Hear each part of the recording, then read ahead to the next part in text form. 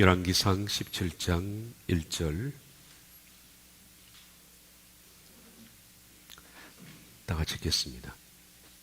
길르앗에 우거하는 자 중에 디셉 사람 일리야가 아합에게 말하되 내가 섬기는 이스라엘 하나님 여호와께서 살아계심을 두고 맹세하노니 내 말이 없으면 수년 동안 비도 이슬도 있지 아니하리라 하니라. 아멘.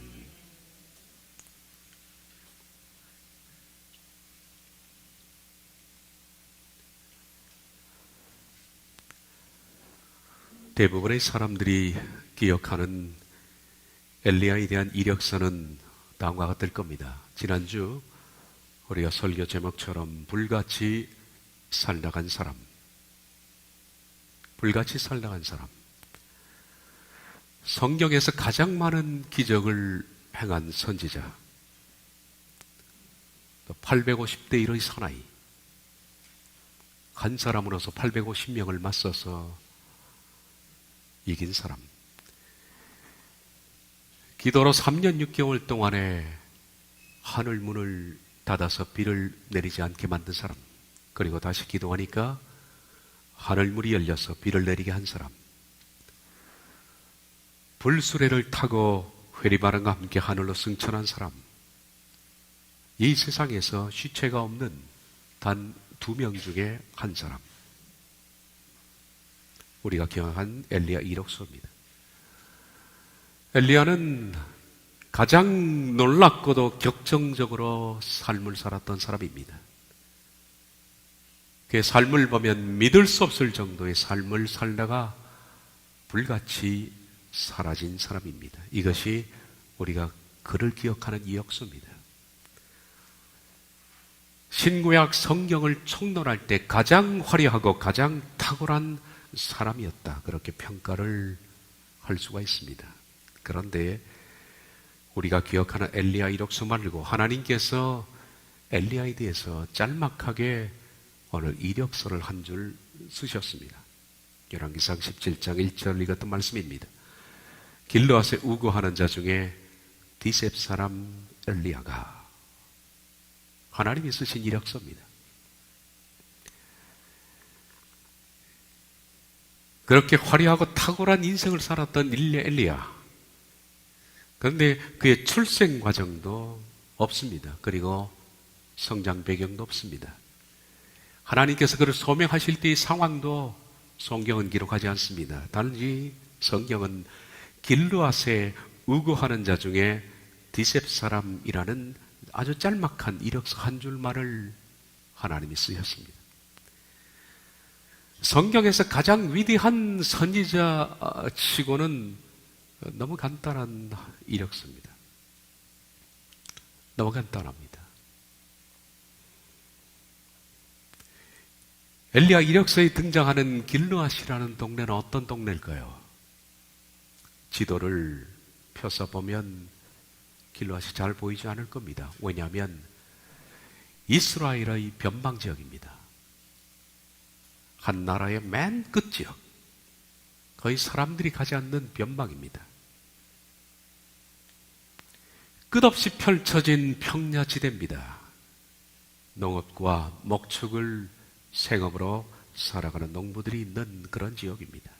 그러니까 엘리야 이력서에서 길르앗이라고 말하는 것은 이런 뜻입니다. 변방 시골 지역, 이란 뜻입니다. 변방 시골 지역.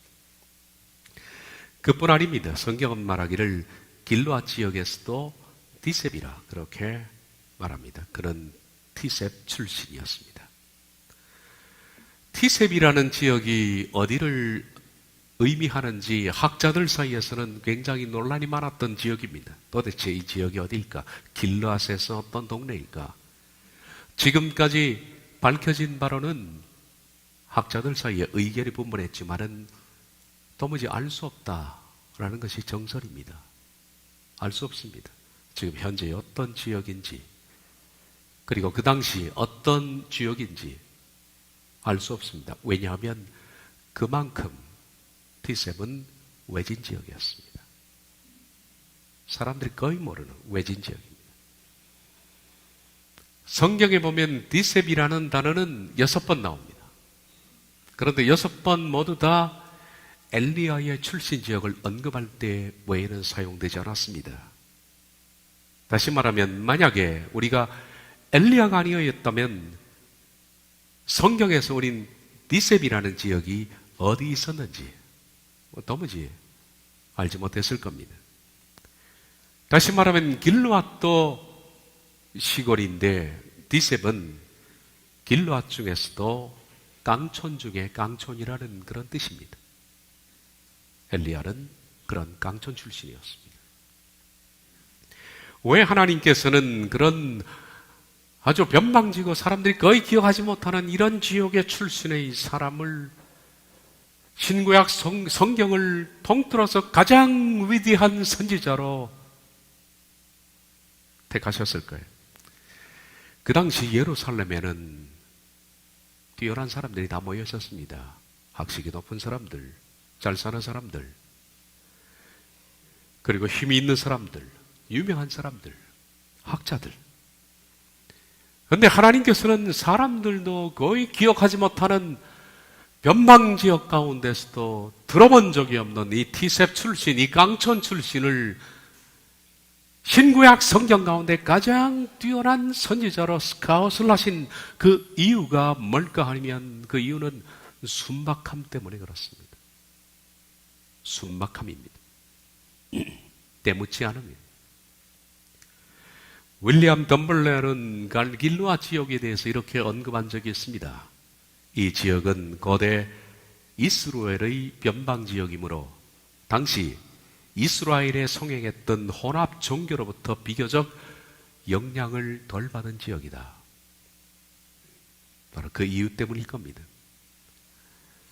당시 아왕 때문에 이스라엘은 온통 혼합 종교로 사람들이 진리가 상실되었던 그때 혼합 종교의 영향을 비교적 덜 받은 아주 변방지역, 그것이 길르앗이었습니다. 길르앗이 이 정도였다면 길르앗 지역 가운데 디셉은 어느 정도였을까 우린 충분히 짐작이 가능합니다.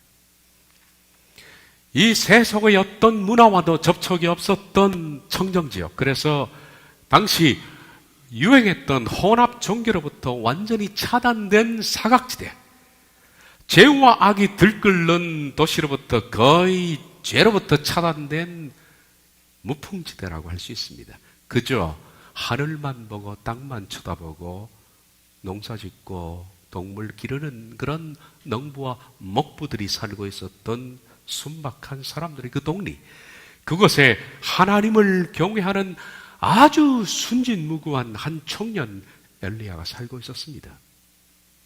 그래서 그는 디셉 촌놈 엘리야입니다. 대부분 악한 죄나 악한 문화는 도시로부터 출발합니다. 사람들이 많이 모여 사는 것. 그래서 이 세상의 문화가 너무 많이 퍼져 있는 것. 밤이 대낮처럼 환한 것. 낮과 밤을 막론하고 팔고 사고 먹고 마시는 이 도시는 죄악의 깊이가 아주 깊습니다. 이번 여름 수련회 때 죄에서 거룩함으로 라는 주제로 우리가 3번째 강의를 드렸습니다. 죄에서 거룩함으로. 그때 말씀드렸던 내용입니다. 이 세상은 다 죄가 관영합니다. 죄의 구조 속에 있고 타락 속에 있습니다. 그러나 이 세상에 있는 모든 동네가 다 죄의 깊이가 똑같은 것은 아닙니다. 상업이 발달되었던 것, 문화가 발전된 것, 이런 것과 시골은 다릅니다. 도시와 시골은 죄의 깊이가 다릅니다. 가정과 환락과도 죄의 깊이가 다릅니다. 사람들이 모여있는 이 장소, 저 장소는 다 다릅니다. 죄의 깊이가. 어떤 이는 이 장소에, 예를 들면 가정 같은 곳에 들어가면 자신의 죄가 잘 통제됩니다만은 나와서 다른 그룹으로 들어가면 죄가 통제되지 않는 사람이 있습니다. 왜냐하면 거기는 죄의 깊이가 다르기 때문입니다. 이것이 죄의 깊이입니다. 어떤 장소이든 간에 더 죄가 깊은 장소가 있고, 더 세속적인 가치가 판을 치는 장소가 있고, 그리고 좀 덜한 장소가 있습니다. 그래서 죄에서 거룩함으로 나아가려면 어떤 사람을 만나느냐, 어떤 장소에 속해 있느냐, 어떤 그룹에 들어가느냐 하는 것이 굉장히 중요합니다. 본인이 선택해야 할 문제입니다. 죄가 깊은 장소, 그래서 희롱과 욕설과 모함과 사람에 대한 악들이 펼쳐지는 그런 장소에 들어가면 나도 모르게 젖어 들어가게 돼 있다는 겁니다. 그만큼 죄의 유혹으로부터 깊이 빠져서 벗어나기가 힘들고, 그런 그룹에 들어가면 사람들과 더불어서 세속적인 탐욕과 탐심이 가득 차게 되는 겁니다. 왜냐하면 그런 사람들이 꽉 차 있기 때문에 그렇습니다. 마치 뭐가 비슷하냐면 대기 오염 농도와 똑같습니다. 어찌 서울 한복판과 시골 변망이 대기 오염도가 같습니까? 다 다릅니다.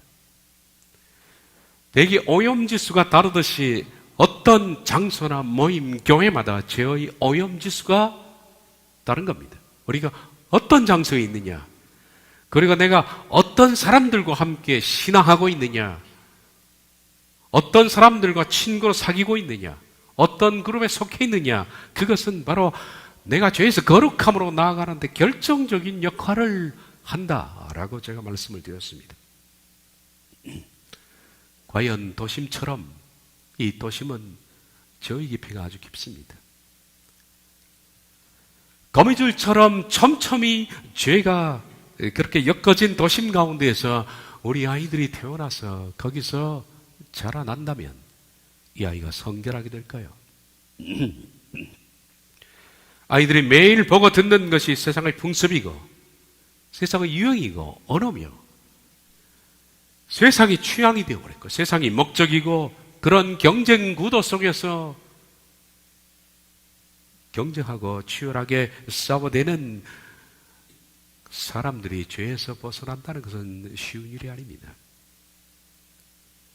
아이들은 하루 종일 스마트폰을 들여다보고 있고 친구들과 함께 공격적이고 음란한 말을 맺고 그런 친구들 사이에서 거리에 줄비한 음란물들 사이를 걸어가는 우리 아이들이 자라나서 성결을 기대한다는 것은 참으로 힘든 겁니다. 이미 너무 많이 오염이 되어 있다는 얘기입니다.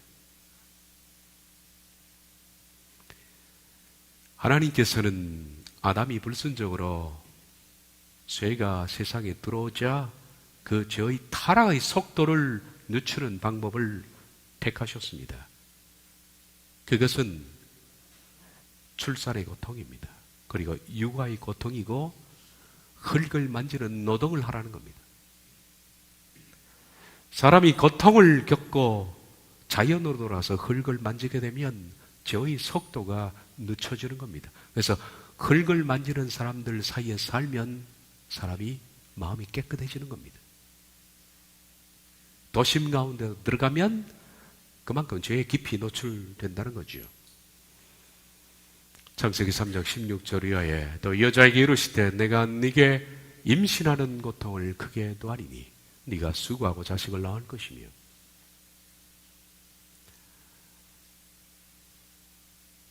부부가 결혼해서 고통 가운데 아이를 낳고 그 아이를 기르면 그런 가운데서는 죄 짓는 사람이 별로 없습니다. 몰두해 있다는 얘기입니다. 아담에게 말합니다. 밑에 세 번째, 너는 네 평생에 수고하여야 그 소산을 먹으리라. 땅이 네게 가시덤불과 엉겅퀴를 낼 것이라. 네가 먹을 것은 마터의 채소인즉 네가 흙으로 돌아갈 때까지 얼굴에 땀을 흘려야 먹을 것이라. 네가 그것에서 취함을 입었음이니라. 너는 흙이니 흙으로 돌아갈 것이라. 이게 하나님의 죄가 들어오자 막으신 속도를 늦추기 위한 방편이었습니다. 이 길르앗 가운데에서 디셉 출신 엘리야, 하나님께서는 많고 많은 사람들 가운데 왜 하필이면 이스라엘 역사상 영적으로 가장 어두운 시대에 가장 위대한 선지자를, 어두운 만큼 뛰어난 선지자를 스카웃할 때 이런 촌놈을 스카웃을 했느냐? 순박함 때문에, 죄가 덜 묻었기 때문에. 그래서 하나님이 그를 뽑으신 겁니다. 그래서 그의 별명이 디셉 촌놈입니다.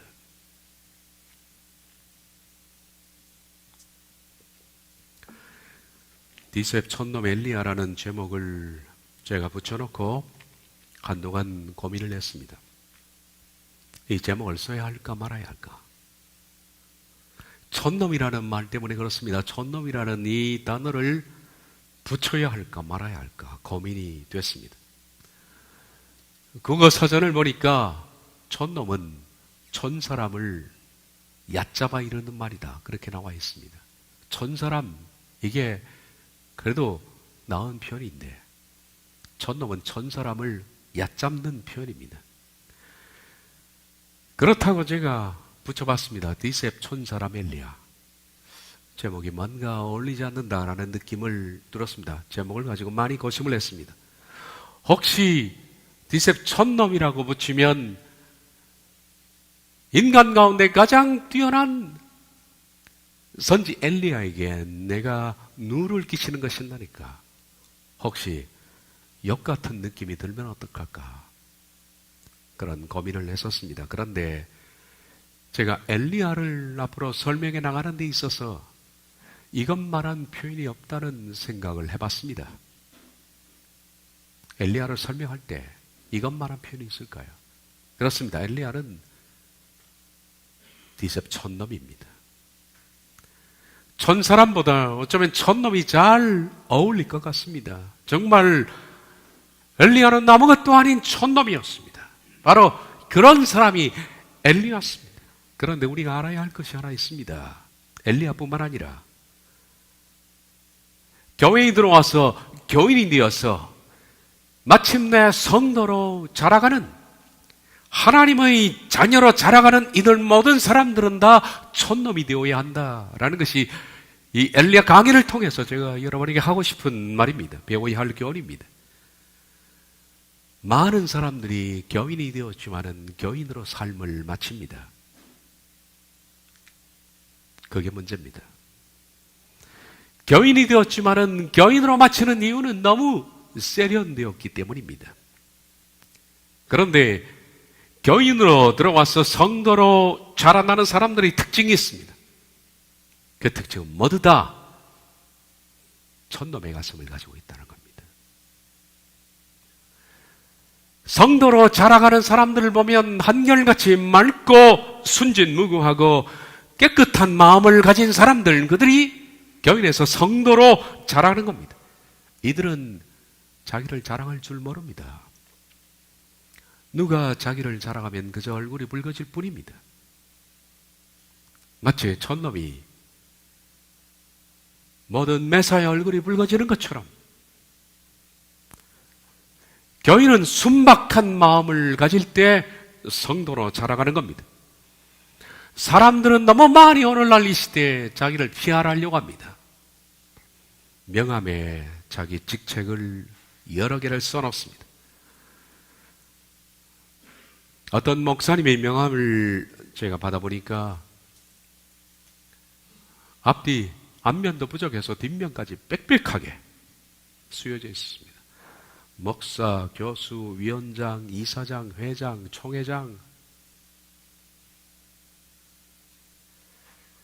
인간에게는 자신을 알리고 싶어하는 욕망이 있나 봅니다. 내가 얼마나 대단한 사람이고 이 그룹에서 또한 이 사회에서 내가 어떤 사람이며 어떤 공헌을 했고 이 교회에서 어떤 공로를 끼쳤고 이런저런 영향력을 가졌고 은연중에 그것을 사람들은 자랑하고 싶어합니다. 저는 말합니다. 이런 사람, 아주 위험한 사람이 피하십시오. 아주 무서운 사람입니다. 위험천만한 사람입니다. 바로 그는 교인입니다. 성도가 아닙니다. 성도는 결코 그러지 않습니다. 교회에서 저를 위해서 모든 사람들이 자신을 드러내지 마십시오. 교인에서 성도로 자라가는, 다시 말하면 천국길을 걷고 있는 사람들의 특징은 모두가 다 조용하다는 겁니다. 이상한 일은 거룩함을 추구하고 변화되어 가는 사람들의 특징은 그에게서 아무 소리가 나지 않는다는 겁니다. 다 조용합니다. 시끄러운 소리가 들리지 않습니다. 자기의 자랑이건 주장이건 다툼이건 아무 소리가 그에서 들리지 않습니다. 천국길을 걸어가는 교회도 마찬가지입니다. 조용해야 합니다. 교회에서는 소리를 낮추고 마음을 낮추고 그리고 잠잠해야만 합니다. 목사이건 교인이건 내가 어떤 일을 했고 어떤 사람이고 어떤 공이 있고 하는 것을 말하는 사람들은 대단히 위험한 사람입니다. 사탄이 가장 이용하기 좋은 사람이 바로 그런 사람입니다. 보십시오. 사탄은 그들을 이용합니다. 지난주에 제가 신학대학원 졸업 동기생들을 만났습니다. 내년이면 대학원 졸업 30년이 됩니다. 29년째. 여러 동기들이 함께 왔습니다. 그런데 그 중에서 강남에서 아주 큰 교회를 목회하는 동기가 나왔습니다. 그리고 이런 말을 하더라고요. 저는 전도사 때부터 저의 브랜드 가치를 높이는 데 주력했습니다. 목사로서 브랜드, 이 상품적 가치가 있었다고 생각해서 어떻게 하면 나의 가치를 높일까? 그렇게 주력했는데 그래서 지금 이런 교회를 담임하게 됐습니다. 참 무서운 말입니다. 더 무서운 것은 그의 말에 많은 사람들이 박수를 치고 메모를 하고 있다는 얘기입니다. 목사가 자기 브랜드 가치를 높인다는 것은 정말 무서운 일입니다. 우린 촌놈의 가슴을 가져야 합니다. 세련된 프로보다 서툰 아마추어를 하나님이 사랑하신다는 거예요. 교회에서 프로페셔널한 교인들은 아주 위험한 사람들입니다. 아마추어 교인들은 뭐가 어설퍼도 자기의 생각과 의견을 내세우지 않습니다.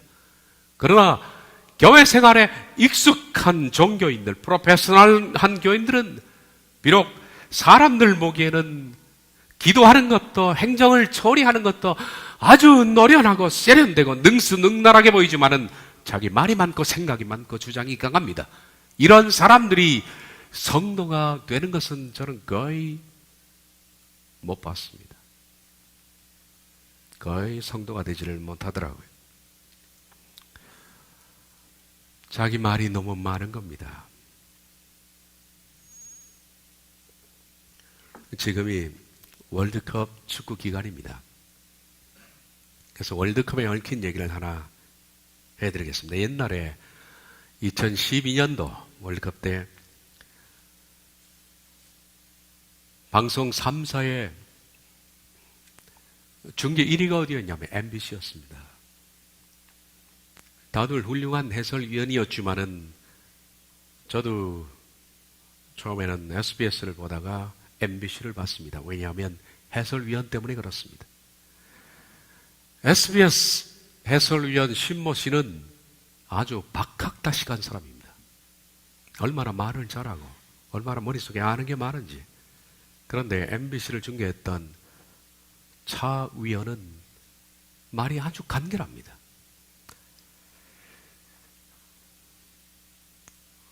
경기를 앞두고 비가 내릴 때 신 위원은 이렇게 말합니다. 우리 뇌는 눈으로 보는 정보를 인식하죠. 망막이 인식한 비라는 피사체가 시신경을 통해 뇌로 전달되면 선수들은 긴장을 느끼게 됩니다. 비가 많이 오는 경우에는 그것을 인식한 뇌의 해마 부분이 자극을 느껴 그것과 연결된 대퇴부 근육에 심각한 지장을 초래하게 됩니다. 뭐 이런 식이었습니다.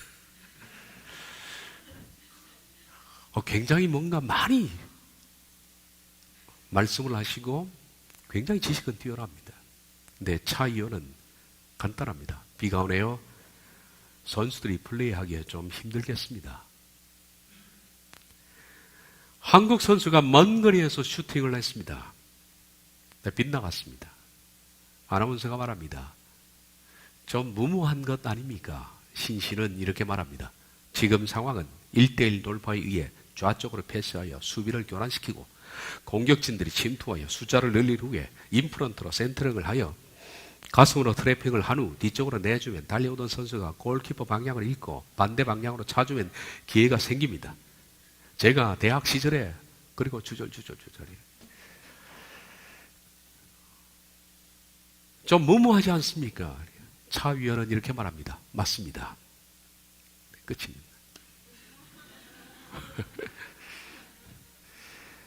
슈팅한 공이 또 하늘 방향으로 치솟습니다. 신위원이 말합니다. 운동 역학적으로 말씀드리자면 슈팅하는 순간에 디딤발과 차는발 사이에 밸런스가 제대로 맞춰지지 않으면 발등과 볼의 임팩트 지점이 정확하지 않기 때문에 저렇게 뜨는 겁니다. 제가 항상 말씀드리지만 축구는 어디까지나 과학입니다. 제가 선수 시절에 주절 차 위원은 말합니다.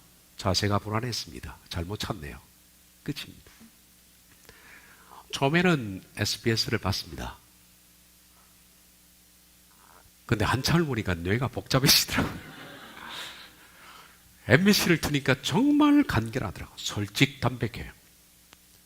저뿐 아니라 많은 사람들이 그래서 MBC를 봤는데 그 후에 신모 의원은 더 이상 방송을 하지 않습니다. 솔직 담백함, 간결함. 저는 하나님께서 원하시는 사람들이 그런 사람이 아닌가 생각을 해봅니다. 이 산골 길르앗이라는 촌락 가운데서도 깡촌인 디셉, 아무것도 어떤 누구도 이름조차 모르는 깡촌 시골 마을, 거기서 태어나서 살고 있었던 촌놈 중에 촌놈, 촌구석의 필부. 왜 하나님은 이런 촌놈을 역사의 무대의 주인공으로 스카웃을 했을까? 그래서 이스라엘 역사상 가장 어둡고 가장 고통스러운 시대와 정면으로 맞서 싸우라고 그를 불렀을까? 그 이유는 촌놈의 가슴을 이분이 가지고 있었기 때문입니다. 오늘 이 시대 교인들의 가장 큰 문제가 뭘까요? 사람들은 그렇게 말합니다. 예배당이 교육 시설이 부족하다는 거예요. 교육 시스템이 부족해서 그럴까요? 그래서 우리가 이렇게 기독인들이 사회로부터 손가락질을 받아야 할까요? 높은 수준의 교육 프로그램이 없어서 문제일까요? 찬양대 수준이 떨어져서 문제일까요? 주일학교 교사가 덜 훈련되어서 문제일까요? 교인들이 제자 훈련을 하지 않아서, 더 많이 성경 공부를 배우지 못해서, 아니면 더 많이 기도하지 못해서 문제일까요? 여러분, 우리의 가장 치명적인 문제는 너무 많이 배워서 문제입니다. 너무 많이 알고 너무 프로화돼서 문제인 겁니다. 성경 지식이 너무 많아서 문제입니다. 기도를 너무 유창하게 해서 문제입니다. 교회 생활이 너무나 세련돼서 문제입니다. 너무 많은 경험이 문제입니다. 촌놈의 가슴을 가진 사람을 찾아보기가 힘든 것이 문제입니다. 이 세상에서는 강한 것이 실력입니다. 그리고 강한 것이 능력입니다. 그러나 신앙이라는 세계 속에는 강한 것이 장애입니다. 저는 그렇게 봅니다. 많이 알고 있다는 것은 장애인입니다. 많이 갖고 있고 교회 생활이 너무 많이 풍부하게 경험을 갖고 있다는 것은 장애입니다. 자신이 너무 강해서 기도하지 않는 겁니다. 자신이 너무 강하니까 타인에게 상처를 입히는 겁니다. 풍족해서 간절함이 없고 문제가 없어서 기도하지 않는 것 많이 갖고 있다는 것이 장애입니다. 교회사에도 교회가 강할 때 가장 흉악한 짓거리를 행했습니다. 중세 신정주의도 그랬습니다. 교회의 힘이 직결되니까, 황제보다 교황이 더 힘이 세니까 교황들이 서로 잡아 죽이고 악을 자행하고 권력과 암투, 불륜, 모략과 살인, 부정과 부패를 일삼은 겁니다. 마침내 그 힘으로 그들이 했던 것은 200년 동안의 십자군 전쟁을 일으켜서 수많은 사람을 죽이고 수많은 세상을 도탄으로 빠지게 만들었던, 교회는 세상적 힘이 강하면 안 됩니다. 교회는 건물이 커서도 안 되고 너무 화려해서도 안 되고 너무 많은 재정이 있어서도 안 되고, 교회는 이 세상에 힘이 너무 많으면 문제입니다. 초대교회는 힘이 없었습니다. 그랬더니 하나님이 앞서서 일하지 않았습니까? 교회는 힘이 강할수록 신앙과 멀어지게 되어 있는 겁니다. 모세는 힘이 가장 강했던 나이 40대 그가 이스라엘 백성들을 구출하기 위해서 했던 것이 뭐냐면 한 사람을 쳐 죽이는 겁니다. 그러나 그의 힘이 완전히 빠졌더니 하나님이 80세 그를 이스라엘을 구원하는 구출자로 세우신 겁니다. 바울은 자신의 힘이 강했을 때 그는 포악자요, 살인자요, 비방자였다라고 말합니다. 이런 사람을 하나님이 쓰려면 그 속에 힘을 빼야 합니다. 포악자요, 살인자요, 박해자. 그래서 하나님께서 이런 사람에게 힘을 빼는 방법이 고통밖에 없는 거거든요. 그래서 하나님 그에게 만성적 질병을 주셨습니다. 그런 이 만성적 질병을 치료받기 위해서 3차례 하나님께 기도했습니다마는 하나님께서 말씀하기를 놔둬라. 네가 그것 때문에 바른 인간이 된다라고 하셨습니다. 거우 12장에 나에게 이르시기를 내 은혜가 네게 족하도다. 이는 내 능력이 약한 데서 온전하게 줌이라 하신지라. 그러므로 도리어 내가 기뻐함으로 나의 여러 약한 것들에 대하여 자랑하리니 이는 그리스도의 능력이 내게 머물게 하리 함이라. 그러므로 내가 그리스도를 위하여 약한 것들과 능력과 궁핍과 박해와 권고를 기뻐하노니 이는 내가 약한 그때에 강함이라. 죄는 힘을 가지고 있습니다. 죄는 에너지가 강합니다. 자신 속에 죄가 있으면 에너지가 축적되는 겁니다. 이건 누군가 터져 나오는 거예요. 내 속에 내가 죽지 않으면 죄의 힘이 끓습니다. 분노가 끓고 그 끓은 분노가 다툼을 일으키고 고집하고 주장하고 상처를 입히고 열등감 때문에 혹은 교만 때문에 에너지가 잠시도 쉬지 않고 끓습니다. 거룩하게 된다는 것은 내 속에 그 힘이 죽어나가는 것을 말합니다. 죄의 힘이 죽어나가는 겁니다. 하나님은 디셉 촌놈 엘리야만 부르신 것이 아닙니다. 하나님이 부르시고자 하는 것은 촌놈들입니다. 저는 사도행전을 앞으로 강의할 기회가 있습니다만은 사도행전을 제가 바라볼 때 저는 촌놈행전이라 그렇게 부릅니다. 11명 물고 뒤에 합류한 사도 1명, 12명의 촌놈들이 펼치는 위대한 복음의 드라마, 그것이 바로 사도행전입니다. 사도행전의 위대한 역사의 중심부에는 7명의 어부들이 있었습니다. 세리도 있었고 그리고 형편없는 사람들이 있었던 겁니다. 그 촌놈들을 통해서 하나님은 로마를 뒤집어 엎은 거예요. 하나님이 원하시는 사람들은 촌놈이어야 합니다. 그래서 하나님은 길라 디셋 가운데 말만 걸어도 얼굴이 붉어지는, 일만 맡겨도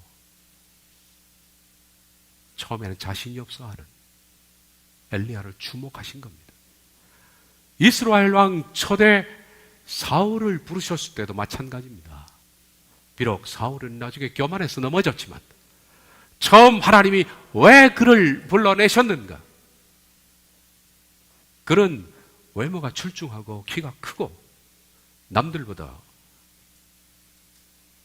머리가 하나 더 있는 그런 뛰어난 장수였습니다.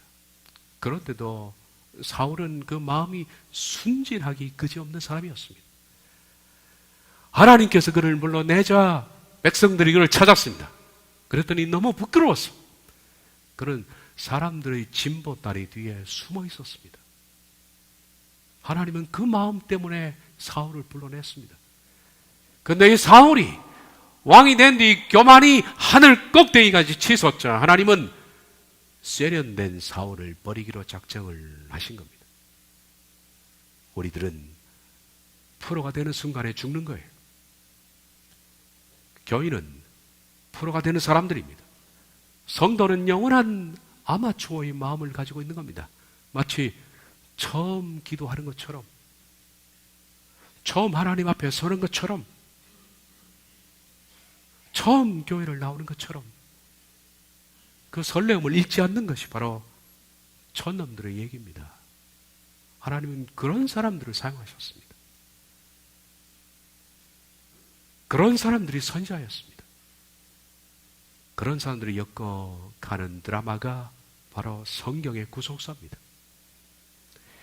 이제 제가 디셉 촌놈 엘리야를 통해서 처음부터 끝까지 강의하려는 목적이 뭐니 하면 그의 삶을 뜯어보고 그의 삶을 관찰하고 그의 출신을 바라보고 그가 어떤 일을 했고 어떻게 생을 마감했는가 하는 것들은 우리에게 그다지 중요한 일이 아닙니다. 더 중요한 일은 그의 삶을 통해서 나는 어떤 사람이 되어야 하느냐, 하나님은 왜 이를 부르셨고 왜 이런 사람을 기뻐했고 왜 그를 쓰셨는가. 이제 내 차례입니다. 당신은 어떤 삶을 살아야 하는가, 어떤 목사가 되어야 되고 어떤 성도가 되어야 하는가. 그것은 촌놈의 삶을 우리가 택해야 하는 겁니다. 바로 그것이 구원의 삶입니다. 말씀드린 것처럼 두렵고 떨림으로 구원을 이루어 나가는 교인에서 성도로 자라가는 사람의 특징은 보면 소리가 나지 않는 거예요. 교인에서 교인으로 끝나는 사람들의 특징은 웬 그런 시끄러운 잡음이 많이 나는지 모르겠습니다. 저는 시끄러운 잡음이 많이 나는 사람을 성도라고 보지 않습니다. 성도는 조용합니다. 그의 인격이 자라고 그의 성품이 예수님을 닮아가는 사람의 특징은 조용하다는 겁니다. 성장은 고요함 속에 있는 거예요. 그래서 신앙적 성장은 고요한 가운데 진행되는 겁니다. 성도는 다 고요합니다. 고요했지만 하나님께서는 그를 통해서 하나님의 일을 하신 것뿐입니다. 디셉 촌놈 엘리야, 그것이 바로 저와 여러분이 걸어가야 할, 하나님의 나라에 도착할 때까지 잃지 말아야 할 우리 속의 마음의 자세가 바로 이 마음일 겁니다. 기도하겠습니다.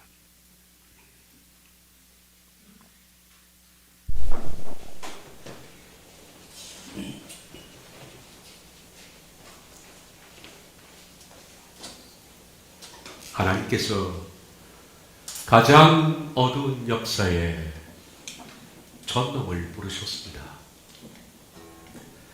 시골 중에 깡촌인 디셉 출신을 하나님께서 아방 앞에 세운 것은, 그리고 간악한 이세벨을 대적할 사람으로 세운 것은 그가 뛰어난 지식을 가졌거나 체계적인 교육을 받아서 그런 것이 아니라 그런 촌놈의 가슴을 가졌기 때문입니다.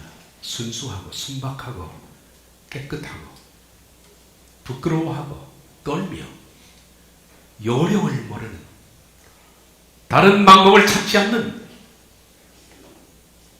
그냥 순박한, 그래서 그의 마음에는 어떤 글도 기록되지 않는, 쓰면 쓰는 대로 하나님께서 말씀하시면 말씀하는 대로 그저 그렇게 걸어가는 이 촌놈을 부르셨고 위대한 하나님의 사람으로 사용하셨습니다. 엘리야뿐이겠습니까? 모든 선지자를 하나님은 그렇게 불러내셨고, 오늘날 하나님께서 교인을 성도로 만들어 나가시는 과정 속에 모든 성도 되어가는 사람들이 다 그런 촌놈들입니다. 그래서 천국인들은 다 촌놈 출신을 저희들이 고백합니다. 주님, 우리들은 너무 많이 가져서 문제입니다. 너무 많이 채워져 있어서 문제고, 너무 많이 알고 있고, 너무 많이 교육을 받고, 너무 많이 프로그램 속에 우리가 채워져 있어서 문제입니다. 너무 많이 우린 세련돼서 문제입니다. 촌놈의 심정으로 돌아가게 하옵소서. 그것이 우리를 구원하는 것이 아니라 어쩌면 우리의 신앙을 망가뜨리는 장애물들입니다. 원하건대 성령님, 순박한 마음을 회복하게 하옵소서. 예수님의 이름으로 기도하옵나이다.